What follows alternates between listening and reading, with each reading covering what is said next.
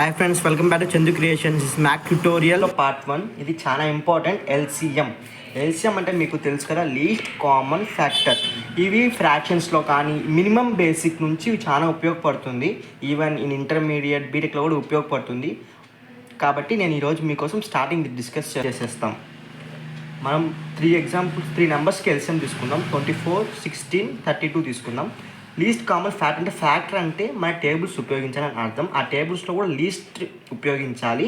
And common అంటే maximum numbers possible అయ్యేటట్టు ఉండే కామన్ నెంబర్ తీసుకోవాలి.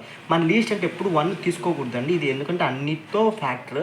కాబట్టి మనం ఫస్ట్ 2తో స్టార్ట్ చేస్తాం. 2తో తీసుకుంటే 3 వెళ్తాయి. కాబట్టి ఫస్ట్ 2ని 24 డివైడ్ చేస్తే మనకి ఎంత వస్తుంది? 12 వస్తుంది. 32తో చేస్తే 16 వస్తుంది, 8 వస్తుంది. మళ్ళీ చూసుకోండి సేమ్.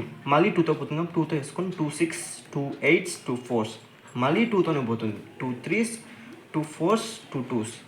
మళ్ళీ among 2 numbers are divisible by 2 కదండి. కాబట్టి మనం మళ్ళీ కామన్ ఉంది కాబట్టి మళ్ళీ 2 తీసుకోవాలి. డివిజిబుల్ కాంది అలానే వేసేసుకోవాలి.